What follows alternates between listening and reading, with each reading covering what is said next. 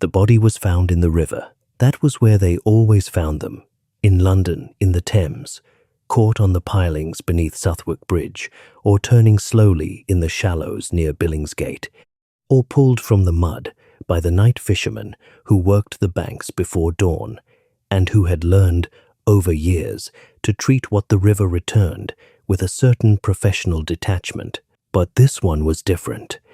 Not because of how she died, though that too would become a matter of considerable disagreement. Not because of where she was found, though the location, once examined, said things that the investigators would spend 15 years not fully hearing.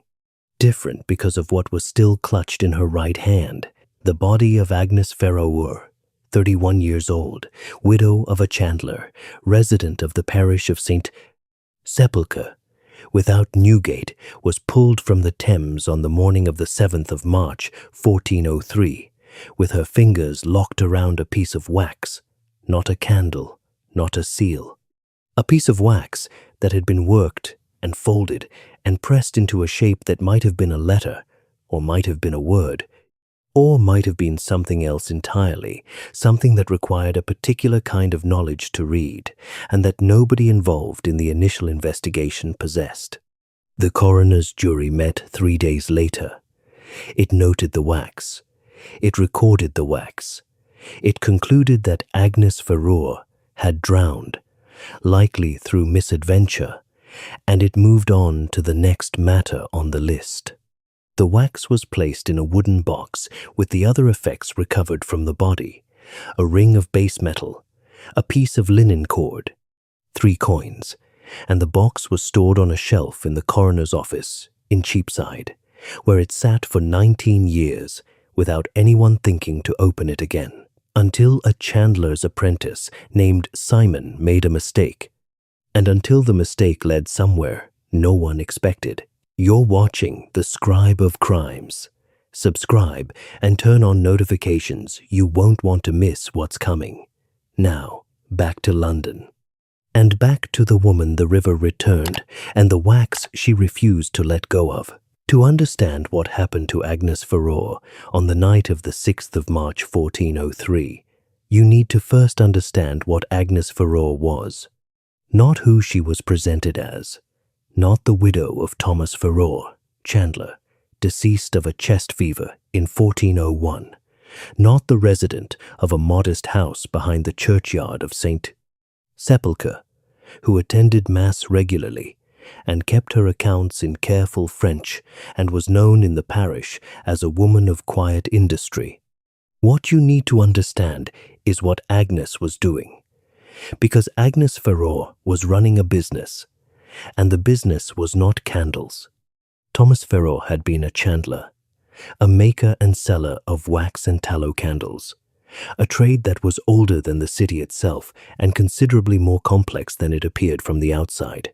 The chandler's craft sat at the intersection of supply chains that moved through every level of London's economy, from the cattle markets of Smithfield, where tallow was rendered from slaughterhouse waste, to the great households of the nobility who required beeswax candles of a specific weight and purity for their chapels and their tables, to the churches and guild halls and livery companies that consumed light in industrial quantities and required a supplier they could trust to deliver exactly what they had paid for. Thomas had been that supplier for the better households of the ward of Farringdon without.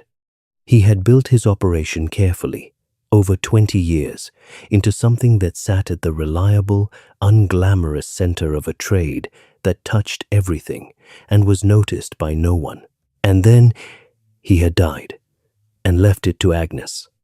What Agnes had done with it in the 2 years since Thomas's death was something that the guild had noticed and discussed and could not quite find a formal complaint about. She had kept every contract. She had fulfilled every delivery. She had maintained every relationship. She had also, quietly and without advertising what she was doing, restructured the operation in a way that increased its reach and its income by approximately a third, Through a series of arrangements with suppliers that reduced her cost of raw material and allowed her to price at the same level as her competitors while realizing significantly better margins. She had done this by going directly to the renderers. The tallow renderers of Smithfield were not guild members. They were not members of anything. They occupied the lowest functional stratum of the tradesmen who worked in conditions that kept most of the city at a careful distance, rendering fat from the abattoir waste in large open vats, selling the product to anyone who came with a purse and left without asking too many questions about the smell on their clothes. The Chandlers Guild did business with them through factors, through layers of intermediaries who added cost at every level and whose primary function, from the guild's perspective, was to maintain the proper social distance between the respectable trade of chandlery and the more visceral realities of where their raw material originated. Agnes had dispensed with the factors. She had gone herself twice a week, on Tuesday and Friday mornings, in the hours before the city fully woke to the rendering yards at the northern edge of Smithfield, and she had bought directly from the men who ran them, at prices that were substantially lower than anything available through the guild's approved channels. And she had brought the product back in a cart, driven by her nephew Walter, who was 16, and asked no questions. And she had processed it in the workrooms behind her house and sold the finished candles at the standard price and kept the difference. This was not, in the strict sense, illegal. It was, in the strict sense, deeply offensive to the Chandlers Guild and to everyone in it who relied on the existing structure for their own margins. And it was known, not publicly, not in any document, but in the way that things are known, in a trade where everyone watches everyone else, and the information travels through apprentices and wives and guild dinners like water through stone. Agnes had been operating this way for 14 months by the morning of the 7th of March, 1403. She had been warned once. The warning had come from a guild alderman named Robert Aldgate, not an official warning, not in writing, not with any formal weight behind it. A conversation. An afternoon in the autumn of 1402, at a dinner hosted by the warden of the Chandlers Company, at which Aldgate had sat beside her and spoken to her in the low, particular register of a man who considers himself to be doing someone a favor. He had told her that her approach was being noticed. He had told her that noticed was not a good thing to be. He had told her that the guild had ways of addressing situations that were not, technically, covered by the guild statutes, and that it would be better for everyone, including Agnes, if her current arrangements were revised before those ways became relevant.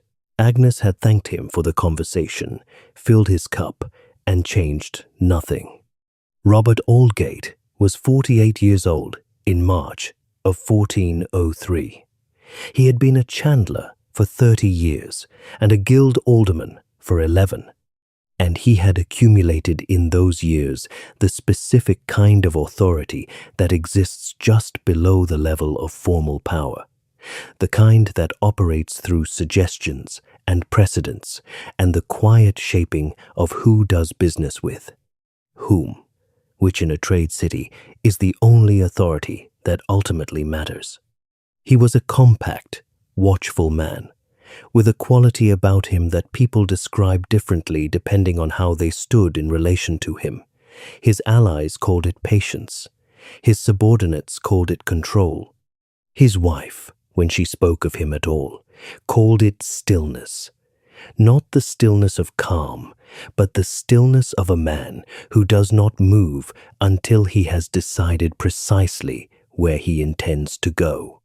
He had a son, John, who was 23 and working his way through his journeyman years in the trade. He had a seat on the guild council that he intended to hold until he was carried out of the hall. He had a set of commercial relationships that had been constructed over 30 years with the specific architecture of a man who understands that in a trade city, the person who controls the flow of information controls everything else. He had an interest in Agnes Ferrour's business that went beyond the guild's institutional displeasure. What that interest was would not be fully understood for 19 years. Geoffrey Marsh was 35 years old and had been Agnes's neighbor on the lane behind St. Sepulchre's churchyard for 7 years. He was a cordwainer, a maker of shoes from new leather, a trade that was prosperous in 1403 London, and that occupied the workshops lining the streets between Newgate and Aldersgate. He had a wife, a daughter of 4, and a workshop that produced steady if unspectacular income, and he had been Agnes's closest male neighbor in the parish for most of those 7 years, in the way that proximity in a London lane creates a kind of involuntary intimacy. You learn the sounds of a household, the rhythm of its working hours, the faces of its visitors, without ever intending to. He had known Thomas Ferrour. He had, after Thomas's death, assumed a kind of informal watchfulness over Agnes's household that was partly the natural protective instinct of a neighbor, and partly he would not have admitted this, even to himself, something more personal in character. He was not in love with Agnes, exactly, but he had spent 2 years paying very close attention to a woman who was not his wife, and the attention had accumulated into something he could not quite name and had not acted on. He had seen Agnes leave the house on the night of March 6th. He had been working late in his workshop. A pair of shoes for a guild dinner, promised for the following week, that required fitting adjustments he had been putting off. The candle on his workbench had burned low, and he had gone to the window for a moment to rest his eyes, and he had seen Agnes cross the lane in the direction of the river. She was alone. She was moving quickly. She was carrying nothing that he could see. He had watched her until she turned the corner at the end of the lane, and then he had gone back to his work. He had not told anyone this for 7 years.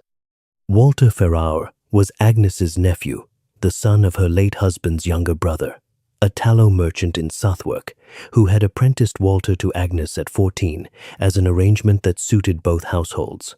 Walter was 16 in March of 1403, tall and broad-shouldered, and possessed of the particular quality of a very young person who has been given serious responsibilities, a steadiness in the body, and a certain watchfulness in the eyes that made him seem older until he spoke, at which point he seemed exactly his age. He had driven the cart to Smithfield twice a week for 14 months. He knew the rendering yards, knew the men who worked there, knew the routes Agnes took and the hours she kept, and the ledger she maintained in the back of the house where the deliveries were recorded in her careful, precise hand. He also knew things that were not in the ledger. 3 weeks before Agnes died, she had asked him to deliver a sealed letter to an address in the ward of Cripplegate.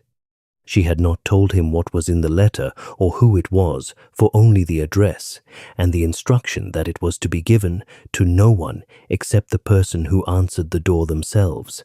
He had done this. He had handed the letter to a woman he did not recognize. He had returned and told Agnes it was done.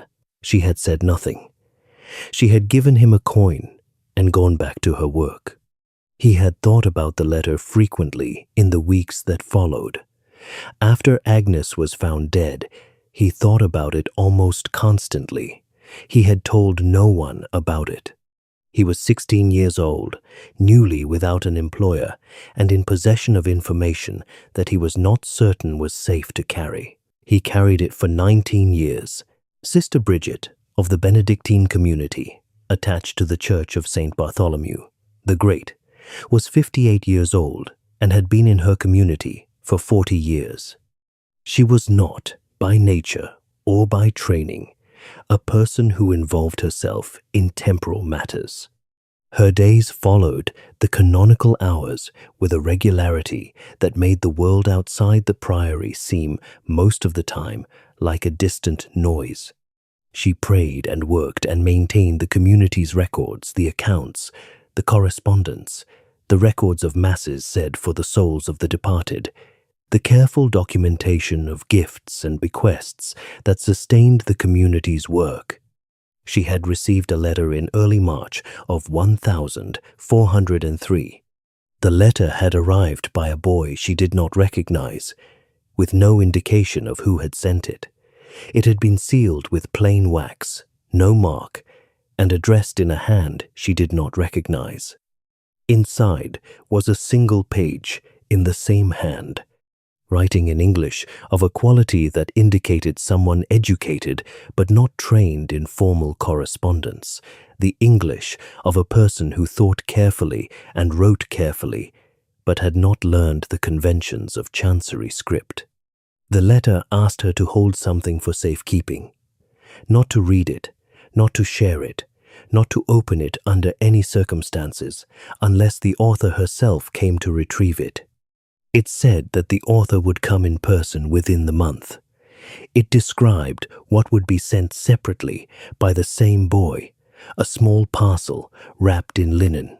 The parcel arrived 2 days later. Sister Bridget placed it in the community's strongbox without opening it and without telling anyone it was there. She was a cautious woman who had learned that things placed in her keeping stayed placed until the person who placed them came to retrieve them. This was a rule she had kept for 40 years without difficulty. The person who had asked her to keep it did not come. Agnes Ferrour was found in the Thames 4 days after the parcel arrived. Sister Bridget knew Agnes, not well, not intimately, but as a parishioner who attended Mass at St. Bartholomew's on feast days, and whose husband had once made a bequest to the community for masses for his parents' souls. When the news of Agnes's death reached the priory, Sister Bridget sat with the strongbox for a long time. She decided that she would keep what was in her keeping until someone asked for it, or until she understood what to do with it. She would wait for 21 years. Marjorie Cole was 42 years old and had been a midwife in the ward of Farringdon, without for 15 years. She was not a woman who moved through the world quietly. She had the physicality of someone who had spent decades in the most demanding rooms that a city produces, and she had developed in those rooms a quality of presence that could fill a space or compress itself as circumstances required. She had been Agnes's close friend for 3 years, not the careful, managed friendship of guild wives at guild dinners, but the specific intimacy of 2 women who had found each other useful and then discovered they also liked each other, which in a city of commercial relationships was not a negligible thing.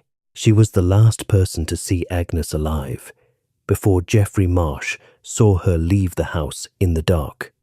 They had spent the evening of March 6th together in Agnes's workroom, going over the accounts that Agnes kept in French, translating and explaining as she went, because Marjorie had been trying for 2 years to learn enough to keep her own records without relying on a scrivener. Agnes was a patient teacher. They had worked for 2 hours and then drunk wine from a jug that Marjorie had brought and had talked about things that were not the accounts. And at some point in the middle of the second cup, Agnes had said something that Marjorie had not known what to do with. She had said, "I have done something that cannot be undone. I think it was the right thing. I am not certain it was safe."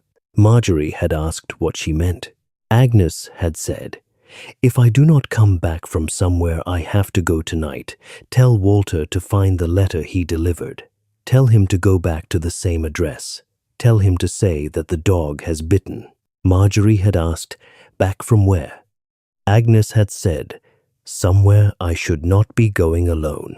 And then she had smiled the particular smile of a woman who has made a decision and is not going to unmake it, and she had poured the rest of the wine and changed the subject.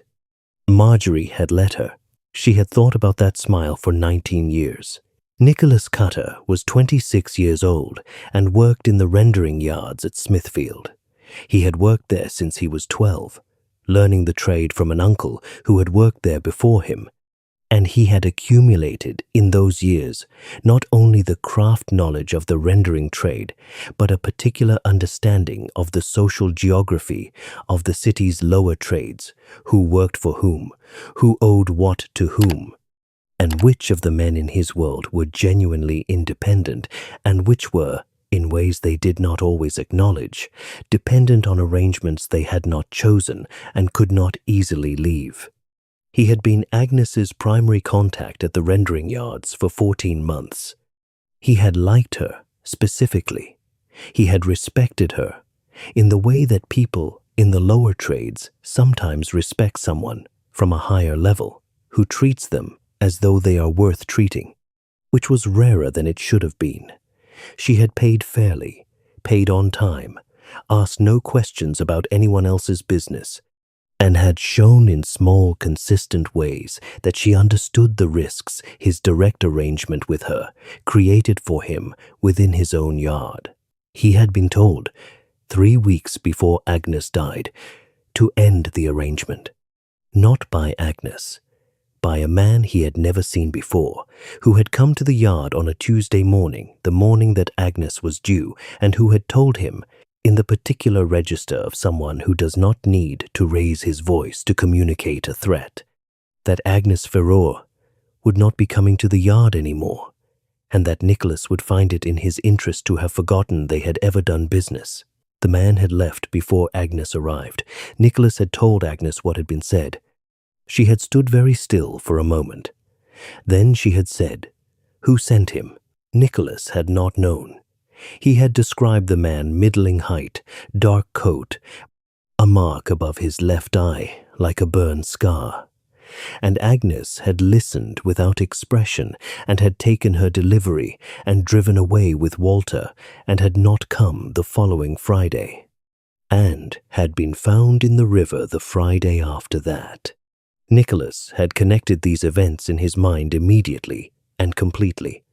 He had said nothing about them to anyone, because the man with the burn scar was the kind of man you did not accuse without evidence, and because Nicholas worked in a yard where people knew not to ask questions about certain arrangements, and because he was 26 years old and did not want to become something, the river returned.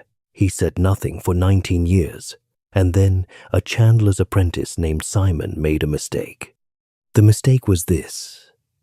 In the autumn of 1421, Simon apprenticed to a chandler in the ward of Bread Street, 20 years old, recently arrived from Norwich and still learning the city, was sent to the coroner's office in Cheapside to retrieve a document related to a small estate matter involving his master's predecessor. He was given a shelf reference and a description of what he was looking for. He found the shelf. He found, next to the document he had been sent for, a wooden box with a loose lid and the name Ferrour written on the side in faded chalk. He should not have opened it. He knew he should not have opened it. He opened it anyway, because he was 20 and curious, and because the box was clearly old and the contents looked interesting. Inside, a base metal ring, a linen cord, 3 coins, and a piece of wax the size of a small hand, folded and shaped with impressions in it that looked like letters but that Simon could not read. He replaced the lid. He took the document he had been sent for. He went back to his master. And then, for reasons he could not fully explain afterward, curiosity or conscience, or the particular moral irritation of a young person who has seen something that does not sit right, he went back to the coroner's office the following week and asked about the Ferrour case. The clerk he spoke to was 60 years old, and had been in the office for 35 years, and had the specific institutional memory of someone who has forgotten everything recent and retained everything old. He remembered the Ferrour case. He remembered the body, the jury, the finding. He remembered the wax. He also remembered that there had been a note that the coroner of 1403, a man named Walter Brent, had written in the margin of the jury record, a note that said, "Wax examined. Pressed letter. Requires Chandler's knowledge to read. Referred to guild master. No response received." The wax had been sent to the guild. The guild had returned it without comment. The case had been closed as misadventure. Simon wrote all of this down. He was not sure what he was going to do with it, but he wrote it down. He had a friend, a young scrivener named Thomas, who worked for a city alderman and who had, among his qualities, the particular gift of knowing which questions to ask in which rooms and who, in the city's administrative structure, would find a given question interesting rather than inconvenient. Thomas looked at what Simon had written and said, "Do you know what pressed wax letters are?" Simon did not. Thomas explained. Pressed wax letters were a method of covert communication used in certain trades, a method specific to the chandler's craft, where wax was the working material and where the ability to form legible impressions in wax was a normal professional skill. You wrote or stamped a message into softened wax, folded the wax over itself to conceal the impressions, and passed it to the recipient, who knew how to unfold and read it. It required a reader who knew the system. To anyone else, a coroner's jury, a clerk, anyone outside the trade, folded wax was just folded wax.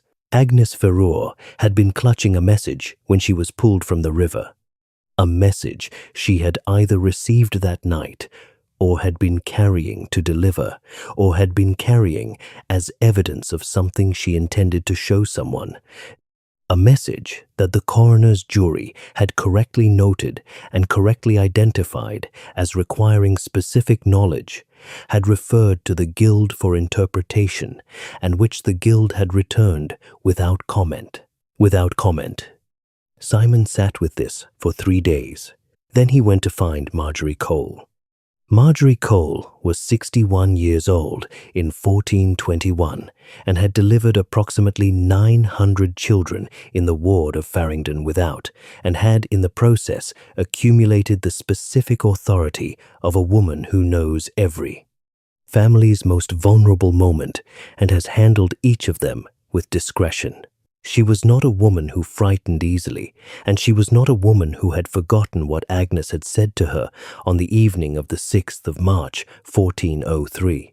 She had been waiting, in her own way, for a very long time. When Simon came to her with his notes and his questions, she looked at them for a long time. Then she told him what Agnes had said to her the night she died. She told him about the message, tell Walter to find the letter he delivered, tell him to go back to the same address, tell him to say that the dog has bitten. She had never told Walter. She had been afraid to tell Walter. She had watched, in the weeks after Agnes's death, as the coroner's jury closed the case and the guild recorded no finding, and the city moved on with the practiced efficiency of a place that produces deaths at industrial scale and does not have the luxury of dwelling on any individual. 1. And she had decided, in the silence that followed, that whatever Agnes had known and whatever she had been carrying and whatever she had intended to do with it, the people who had put her in the river were still present, still in the trade, still in possession of the authority that had made the guild's return of the wax, without comment, the most eloquent silence she had ever witnessed. She had been afraid. She was still afraid. But she was 61 years old, and Agnes had been dead for 19 years, and the young man sitting across from her had found the wax and found the note in the margin and was asking the right questions. And she was tired. She told him everything. Walter Ferrour was 35 years old in 1421. He had left the chandler's trade after Agnes's death, too young to take it on. No family member with the resources to maintain it, and had spent the intervening years building a small and moderately successful business as a carrier between London and the Kentish ports. He was married, had 2 children, and had spent 19 years carrying the memory of the letter he had delivered, and the address in Cripplegate, and the woman who had answered the door, and the coin. Agnes had pressed into his hand and had said, "Good." When Simon found him through Marjorie, through the address on the lane, through a week of patient asking, he did not need much persuasion to speak.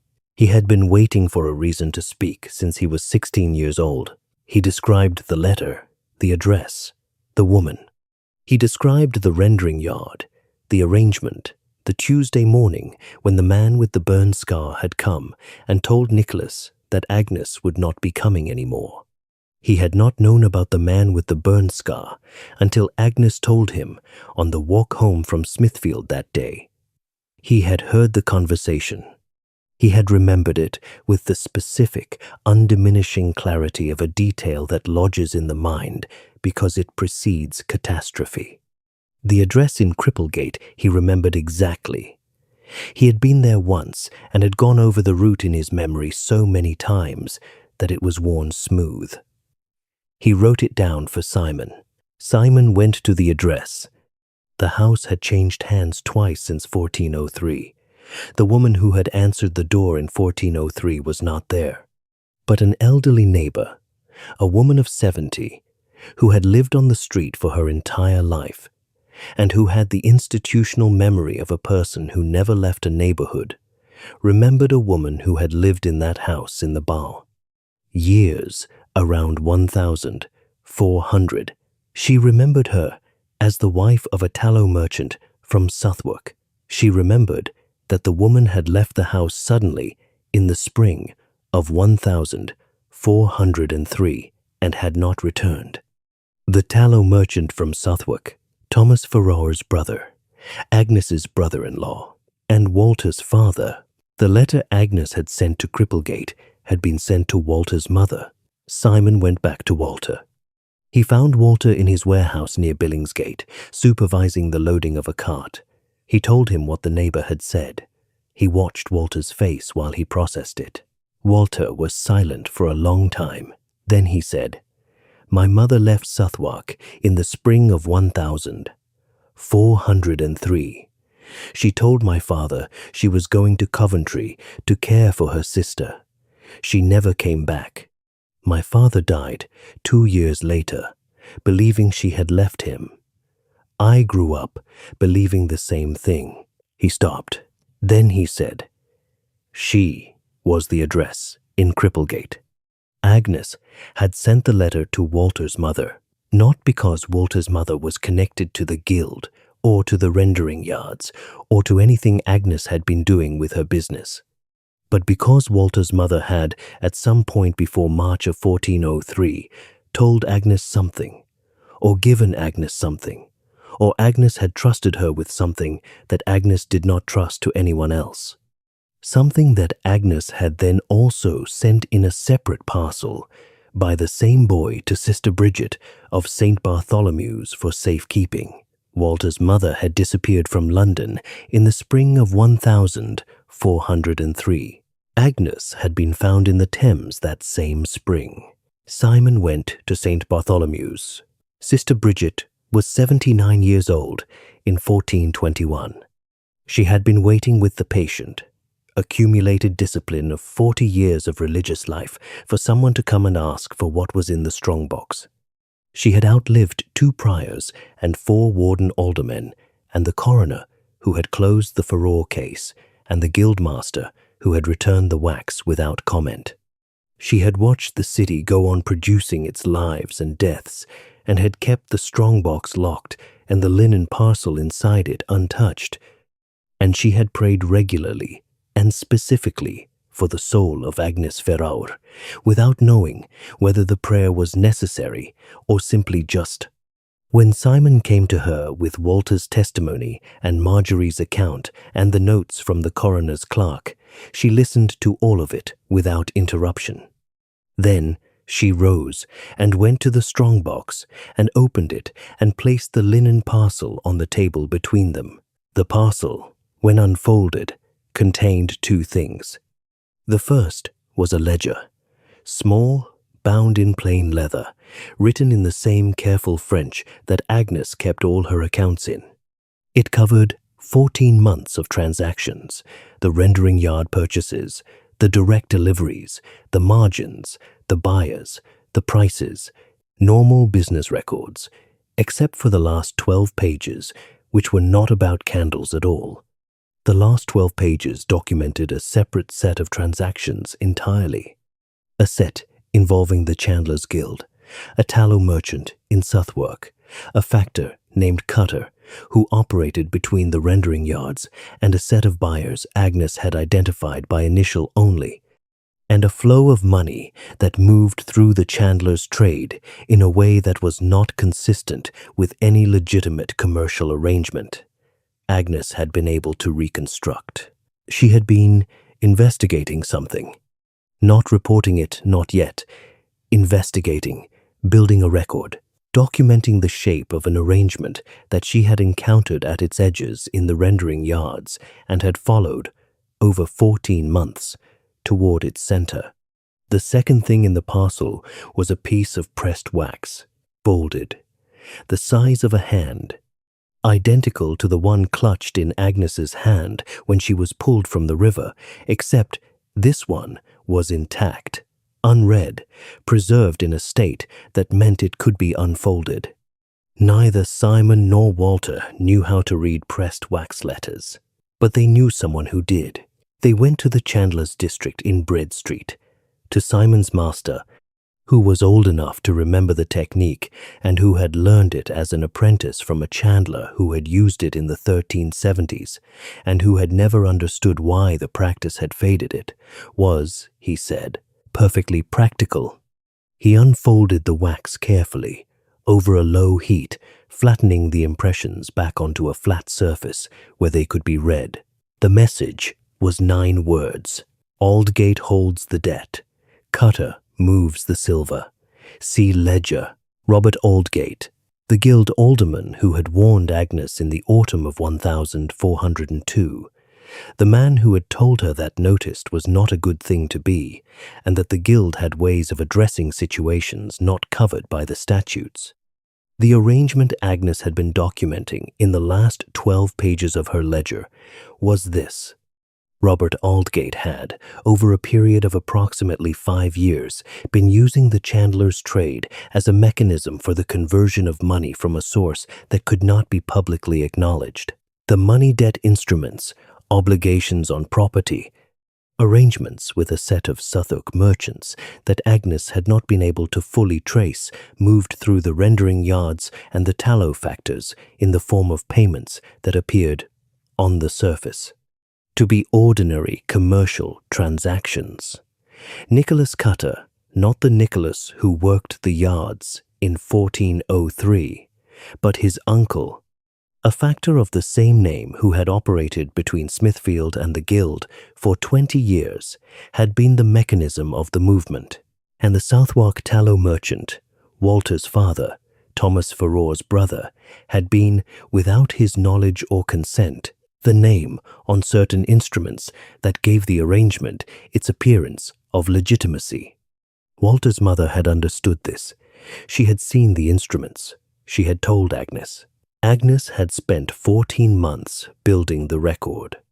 Agnes had then made the mistake, or the decision, which amounted to the same thing of sending the wax letter to a recipient who was in the process of deciding whether to trust her, and of going, on the night of March 6th, to meet someone she trusted and who she had been told would receive the ledger and act on it. She had trusted the wrong person. The person she had gone to meet that night was not Robert Aldgate. It was someone who had told her that they were ready to hear what she had found. someone positioned in the city's administration who had the authority to do something with what she had gathered. That person had told Robert Aldgate. Robert Aldgate had sent the man with the burn scar.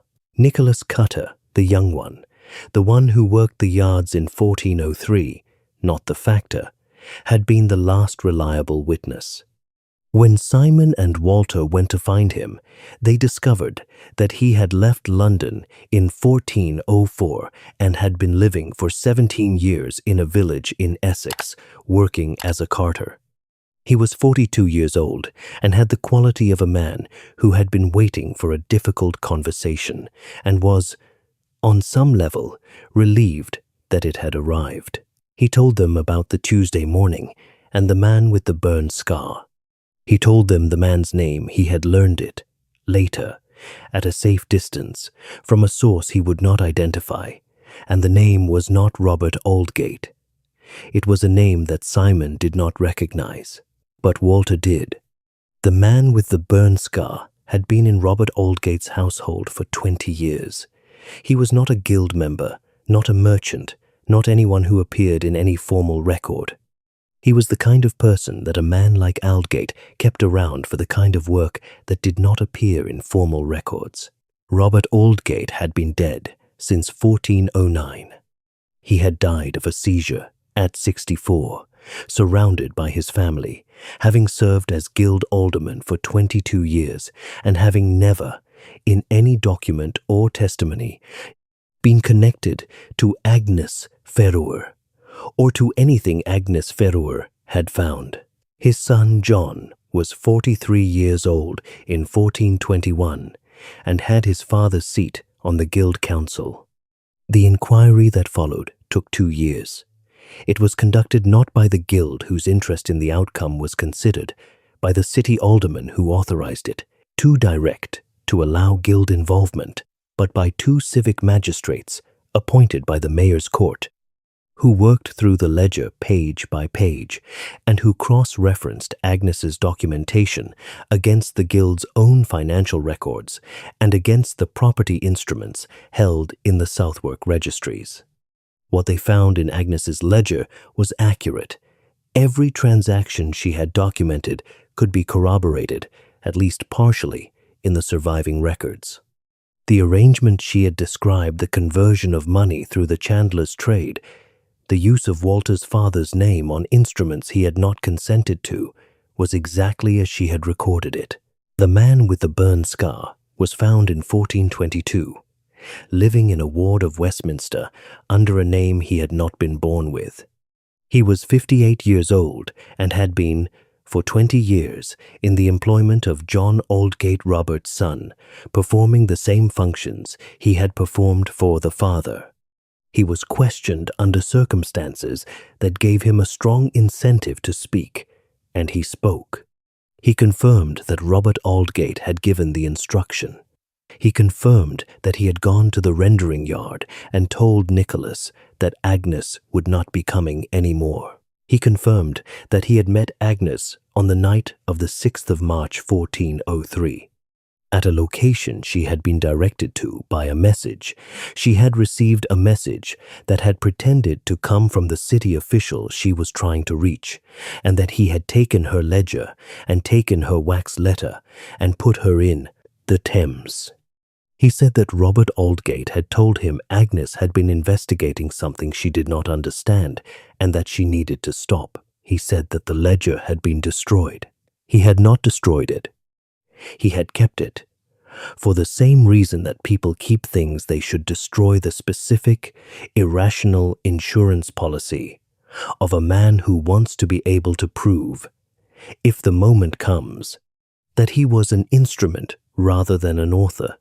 He had kept it for 19 years in the same box where he kept his own accounts, in a house in Westminster, and he handed it to the magistrates when they asked for it. It was the same ledger that Agnes had sent to Sister Bridget. He had not known about the copy.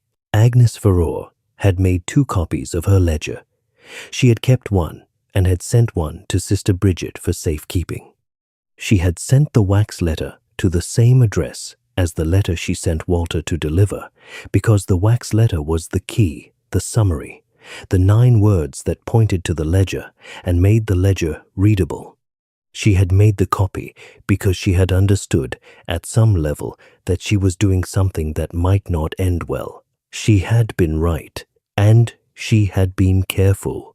The finding of the mayor's court was recorded in the autumn of 1423, 20 years after Agnes Ferrour was pulled from the Thames. It named Robert Aldgate as the principal in the commercial fraud that Agnes had documented. It named his son John, who had continued and expanded the arrangement after his father's death, as a co-principal. It named the man with the burn scar as the instrument of Agnes's death. Robert Aldgate could not be tried. He had been dead for 14 years. John Aldgate was tried. He was stripped of his guild seat, his commercial licenses, and a substantial portion of the family's accumulated property, which was used to compensate the merchants and tradespeople who could be identified as having been defrauded over the preceding 25 years. He was not hanged. The court found that his involvement in his father's original arrangement had begun when he was a young man under his father's authority, and that his culpability in Agnes's death was indirect rather than direct. He was confined for 2 years and then released into a life considerably smaller than the one he had inherited. The man with the burn scar was hanged in the spring of 1423. He had given his testimony, and it had been used, and the court had thanked him for it and hanged him anyway, which was the legal logic of the situation, and which the man himself appeared, by the account of the officer who attended the execution, to have accepted without particular surprise. Walter's mother was never found. The neighbor's account that she had left Cripplegate in the spring of 1403 and not returned was the last reliable trace of her. She had been living under her maiden name when Agnes had used her as a contact, which suggested she had left Walter's father before Agnes found her. Where she went afterward, and whether she knew what had happened to Agnes, and whether she had spent 20 years somewhere carrying the weight of what she had helped to set in motion, none of this could be established. She had disappeared into the city, the way that people without resources disappeared from the historical record, leaving only the shape of her absence where she had been. Marjorie Cole was 63 years old when the finding was announced and had the specific expression of someone receiving news they have been waiting for long enough that the waiting has become more familiar than the news itself. She said, "She told me she wasn't sure it was safe." She sat with that for a moment. She said, "She was right." Simon, the apprentice, who had opened a box he should not have opened and then done something about what he found inside, went on to complete his apprenticeship and to become a chandler of moderate distinction in the ward of Bread Street. He did not, by any surviving account, regard himself as having done anything remarkable. He had found something, and he had asked about it, and he had followed where the asking led. This is, in the accounting of the civic record, exactly what he had done, and it is recorded there with the plain accuracy of a document that does not know how to assign weight to what it contains. Nicholas Cutter returned to London in 1424, a year after the finding. He was 45 years old and had no legal reason to fear the city any longer, and he had spent 17 years as a carter in Essex and had found it a satisfactory life, but not one he had chosen. He opened a small operation in Smithfield, not the rendering yards, but a supply factor business that worked with the yards at one remove, which was, he said, far enough. Sister Bridget died in the summer of 1422, 6 months before the formal finding was announced. She had lived to hear that the inquiry had been authorized and was proceeding. She had given her testimony to the magistrates from the infirmary of her community, a long testimony. precisely rendered, covering the letter, the parcel, the ledger, and the 19 years she had kept it and had returned the ledger and the pressed wax to the court's custody, and had died 3 months later. The prior of St. Bartholomew's said in his note of her death that she had seemed, in her last weeks, to be at peace in a specific, rather than a general way, the peace of someone who has finished something. He did not know what the something was. He wrote it down because it was unusual, and he was a man who wrote down unusual things. He was right that it was unusual, 42 years of keeping. A message Agnes had said would be retrieved within a month, and Sister Bridget, who had waited 21 years for the retrieval and then provided everything she had been given when it finally came. Geoffrey Marsh, the cordwainer, who had watched Agnes cross the lane in the dark and had said nothing for 7 years, and then said nothing for 12 more, after that came forward during the inquiry of 1,421. After word spread through the parish that the Ferrour case was being reopened. He was 54 years old and had the quality of a man who has been carrying something uncomfortable for a very long time and is aware that the discomfort has become part of him. He told the magistrates what he had seen. He told them the time, the direction, the fact that she was alone and carrying nothing. He told them that he had not reported it in 1403 because he had not understood what it meant and because the case had closed before he fully processed that it might mean anything. This was true. It was also true that he had understood perfectly well that she had left the house alone at night and had not come back, and that he had made a private decision in the weeks after her death, in the specific arithmetic of a man who does not want to be part of something dangerous, that it was better for him not to have seen what he had seen. The magistrates wrote down his testimony. They noted its timing. They did not, in their formal record, comment on the gap between what he had seen and when he had spoken. Geoffrey Marsh commented on it himself, in a conversation with the parish priest that was recorded in the church's records of the inquiry period. He said, "I saw her go, and I said nothing, and she was in the river by morning. I have thought about that most days for 19 years. The priest asked him what he would have done differently. He said, I would have gone after her, or I would have woken someone, or I would have done anything except go back to my work and my candle and tell myself it was none of my business. He said, it was my business. She was my neighbor. The Civic Record of London in the autumn of 1423 contains a notation that is longer than most of its kind, 3 paragraphs, which by the standards of 14th century municipal documentation constitutes an unusual degree of attention. It describes the finding. It describes the evidence. It names Robert Aldgate as the man who gave the instruction, and names his son, and names the man who carried it out, and notes the disposition of each case.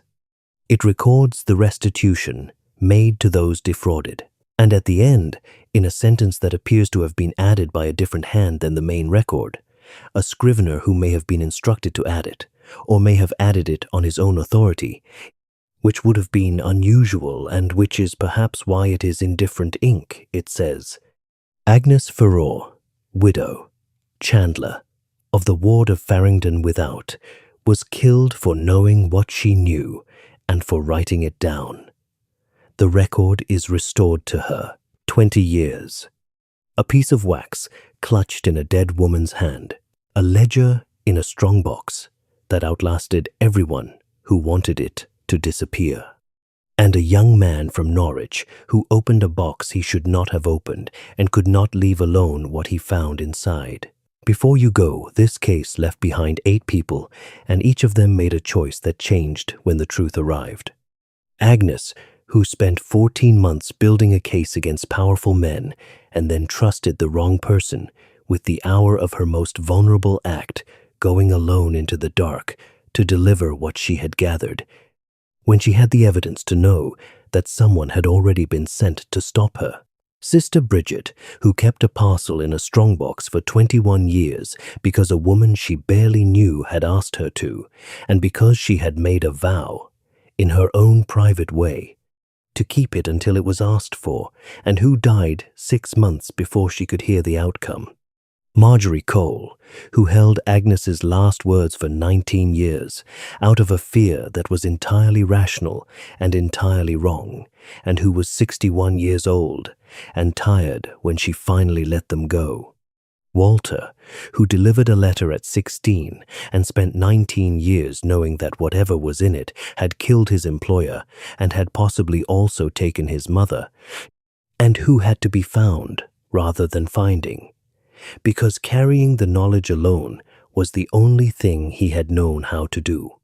Geoffrey Marsh, who saw her go and went back to his candle and spent 19 years inside the specific misery of a man who knows he chose convenience over conscience. Nicholas Cutter, who left London and made a life in Essex out of the calculation that staying was not survivable, and who was right about that, and who came forward when it was safe, which is a human thing to do and does not absolve the years in Essex. John Aldgate, who inherited a fraud and continued it and told himself that continuation was not creation, and who found, in the end, that the court did not agree. And Simon, who opened a box out of curiosity and could not let it be, who was 20 years old and from Norwich and had no particular reason to pursue what he had found. And who is the reason anyone knows any of this at all? 8 people, 1 river, 20 years. Here is the question. Agnes made a copy of the ledger and hid it before she went to meet someone she knew she might not be able to trust. She knew the risk. She went anyway. Why? And of all the silences in this story, Geoffrey's 19 years of saying nothing, Walter's 19 years of carrying the letter alone, Sister Bridget's 21 years of keeping, which silence would Agnes have been least able to forgive? Leave your answer in the comments. I'll be reading every one.